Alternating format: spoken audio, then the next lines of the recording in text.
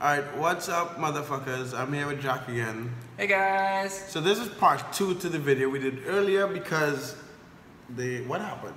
It got, your phone ran out of storage and it cut off halfway through. And I'm 3 glasses of white wine in, so I'm a bit It's slowed like down. half Sprite, half white wine. It's like 1.5 glasses. Sprite light. So let's get into it. So number 5. So we did the first 4 of like the top 10. Oh, this question. I hate this question. What? Because people always, this is like, oh yeah. I hate this question. Okay, so the first one was out of stocks, return, damaged items, missing parts. Number 5 is customer receive receipt from supplier with a lower price. You want to go first? Yeah, so what this is, we buy stuff from Walmart. It's being sold on Amazon. Customer buys something. eBay. Oh yeah, on eBay. Customer buys something from eBay, shows up in Walmart box, and with the receipt saying how much we paid, not how much the customer paid. Right. So you have to understand, we are not misrepresenting the item, right? You listed it on eBay with all the details for a specific price, and someone bought the fucking item. So in my experience, I sell at least 200 items a week, and I get maybe 1 complaint about the price and receipt 1 every 2 weeks. So it's less than 0.5%. Like, do you get a lot of complaints? Nope. Like, I've spent more time just thinking about this issue because people talk about it all the time. There's so many people who never even start dropshipping because they're like, oh, I can't do it because it's going to come in a box and they're going to know what I paid and they're going to be really mad, and it's like... And it doesn't fucking happen. So that's just like an excuse to not get started, right? Like, it just doesn't...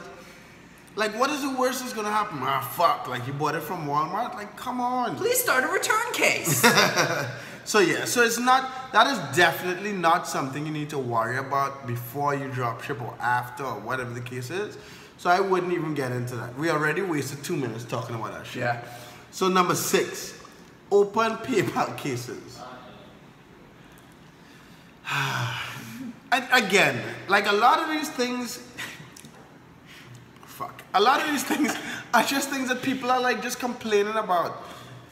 Any business has issues, right? Any business, you're gonna have to overcome certain challenges and so on. And these are just things you have to overcome.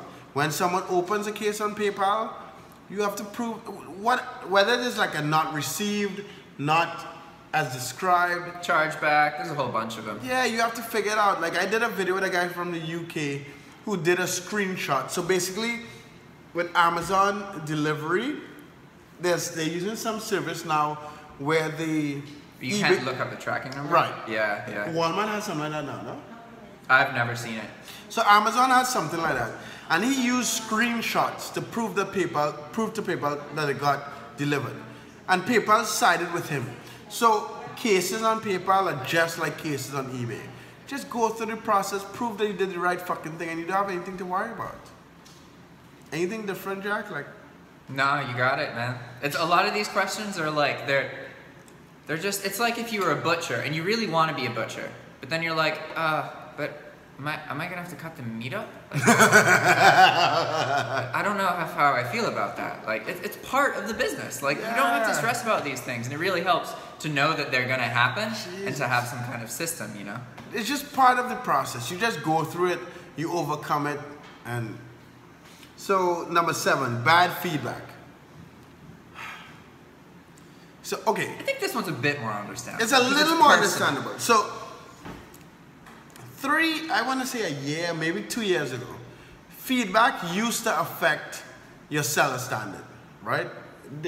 Since you've been on eBay? Yeah, it was less than a year ago, I think that, or just about a year ago. When I started on eBay, feedback, in order to be above standard on eBay, you had to have above like 98% feedback. If you fell below that, then your account would go below standard and you could lose your ability to sell. Right. So now eBay has understood that clients, like customers, may not be logical, or they may complain about shit that just doesn't have anything to do with seller standard. So feedback does not affect your seller standard. Now, if you have an 80% feedback or something like that. Yeah, that's not very good. I'll be a bit concerned, right? But in DSGNE, I've seen as low as 93% feedback, and they're still selling. I mean, I have like 99 point something, but what is your? Do you Mine's 98.5 right now. There's a story behind that, but like half of my bad feedback happened in a 1 month period because of something. I'll discuss at some other point. No, but what? Was it a specific product or? No, it was, what I was trying to do is figure out all the different ways to handle out of stocks. So I was trying different things, and one of the things I was trying to do is trying to get people to open cases against me and then just closing them with full refunds. Because if you close a case with a full refund, then they can't do anything else really. And in a lot of situations, you're actually like immune to the bad feedback, not in all of them. So I was just learning about that. And what I did is there were some items that I couldn't fulfill. And so I just didn't do anything, and I just waited, and then I would sometimes message the buyer to like start an item not received case. But the thing is, they can't start an item not received case until like 2 weeks later. So what happened is, you know, I learned that it's how quickly you communicate with the buyers. That's what really matters. And it doesn't really matter that you're out of stock. What matters is that you communicate. And so I didn't communicate, and then I just waited for them to say something, and then I'd be like, oh, I'm sorry, start a case, and I'll fully refund you. So yeah. But yeah, I mean, feedback is one of those things like, people think that there's a lot of factors that directly affect your ability to sell on eBay, and they don't. They indirectly affect it because some people do look at your feedback and either buy or not buy your item based on your feedback score and your, you know, what kinds of bad feedback you have. So there's ways to work around that, but again, it's just part of it. Yeah, okay, sweet. Next, so we have 3 more. Overdue postage. What?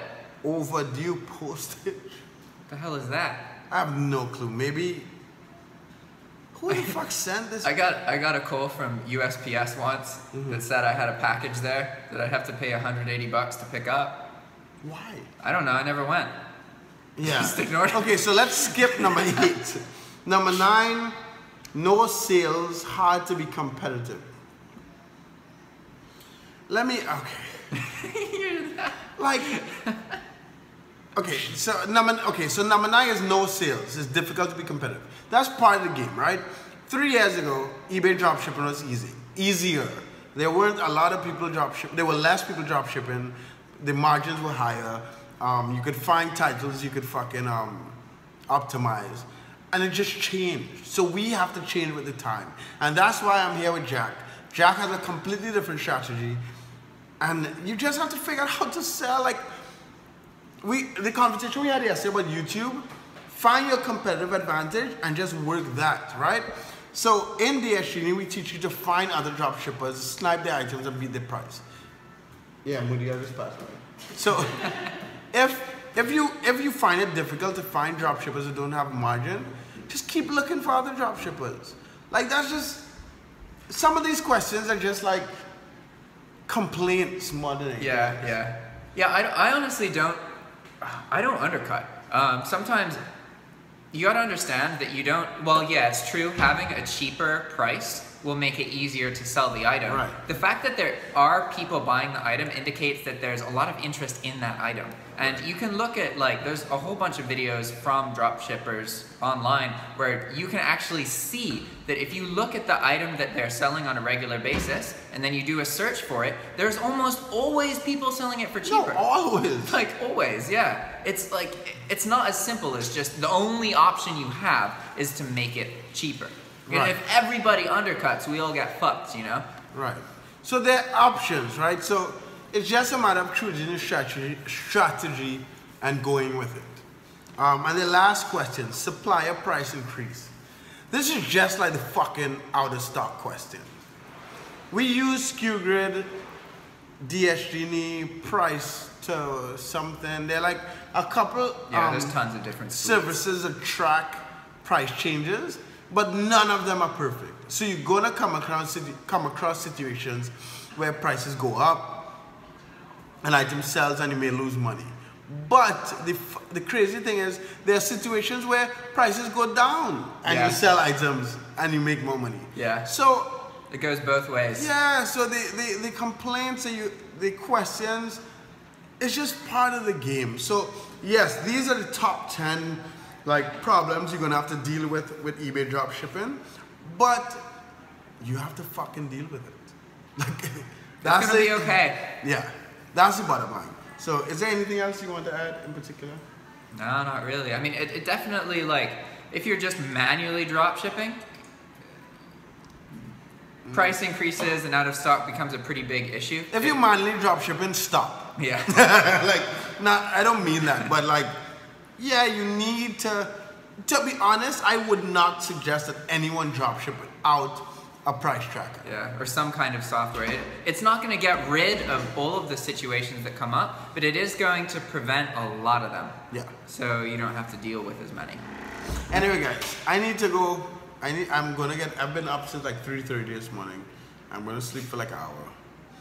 Love you guys. Travel will make that money. Subscribe to my channel and Jack Pittman. I did not put the link in the last. Did you put the link? No, I haven't yet. Oh fuck. I'll put the link on this one and the other one. And have a good one, guys. Subscribe. I got to 5,000. Woo! So help me get to 10,000. Yeah. We both want those 100,000 plaques, guys. Yeah, exactly. I don't know if that would happen. It will. You think 100,000 people are interested in eBay dropshipping? Maybe not, but they're interested in us. Okay. Touche. Have a good one, guys. Later.